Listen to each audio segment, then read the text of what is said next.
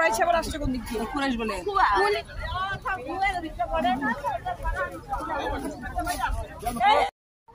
মসজিদে কেবলা টাইপ এটা প্রথমে কেবলা করে নাও।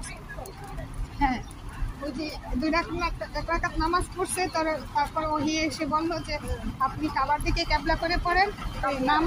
নামাজ পড়ার মধ্যে কাবার দিকে মুখ করে নামাজ পড়েছে।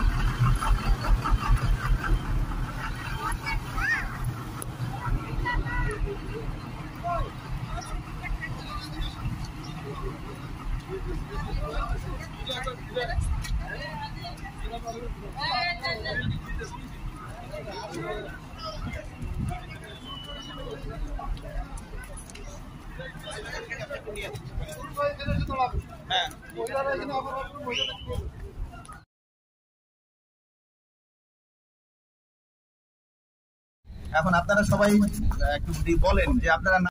আসসালামু আলাইকুম ওয়া রাহমাতুল্লাহি ওয়া বারাকাতুহু। হুজ্জাজ বাইতুল্লাহিল হারাম, আমরা খন্দকের ময়দান, আমরা কালক্ষেপণের কারণে খুব দ্রুত চলে আসছি, আমরা কথা বলতে পারিনি।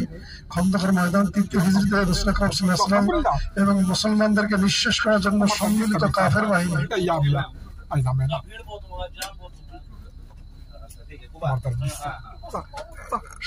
কাফের বাহিনী মুসলমানদেরকে দুনিয়া থেকে নিঃশেষ করার জন্য এখানে আসছিল। এই হলো সেই খন্দক যেখানে এই পরামর্শ দিছিল হযরত সালমান ফারসি।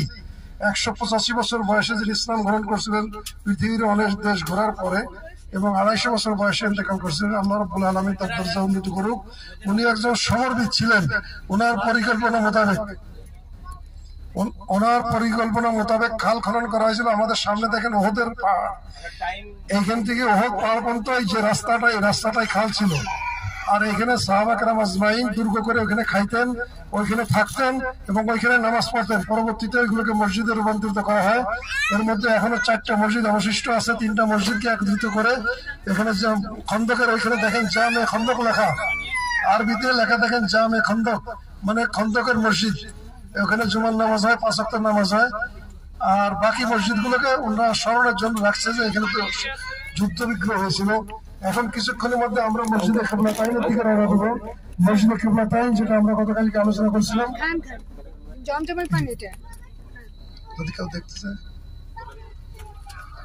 মসজিদে কিবলাতাইনের ইতিহাস আমি যখন কথা বলি আপনারা একটু মনোযোগ দিলে অনেক কিছু বুঝতে পারবেন, জানতে পারবেন আর কি। তো আপনাদের মনোযোগ আকর্ষণ করছি, সেজন্য আমরা মসজিদে কিবলাতাইন হুজুর আকরাম সাল্লাল্লাহু আলাইহি ওয়াসাল্লাম হিজরতের পূর্বে 2টা মসজিদে কিবলা হতো, মসজিদুল হারাম এবং মসজিদুল বাইতুল আকসা। 2টো মসজিদে কিবলা হতো। যখন রাসূল সাল্লাল্লাহু আলাইহি ওয়াসাল্লাম হিজরত করে মদিনায় আসলেন, তখন শুধুমাত্র কিবলা হয়ে গেল মসজিদে আকসা বা বাইতুল মুকাদ্দাস। কিন্তু রাসূল আকরাম সাল্লাল্লাহু আলাইহি ওয়াসাল্লাম হিজরতের সময় বারবার নিজের ভূমির দিকে তাকিয়েছিলেন আর বলছিলেন, হে ভূমি, তোমাকে আমি অনেক ভালোবাসি, কিন্তু তোমার উপরে পদচারণকারী সন্তানেরা তোমাকে থেকে আমাকে বিতাড়িত করলো, বিচ্ছিন্ন করলো। আবার আল্লাহ যদি রহম করে আমি বিজয়ের বেশে ফিরে আসবো। রাসূলুল্লাহ সাল্লাল্লাহু আলাইহি ওয়াসাল্লাম 10 বছর পরে আবার বিজয়ের বেশে ফিরে গিয়েছিলেন। কিন্তু এই 18 মাস উনি বাইতুল মুকাদ্দাসের দিকে কিবলা করে নামাজ পড়ছেন।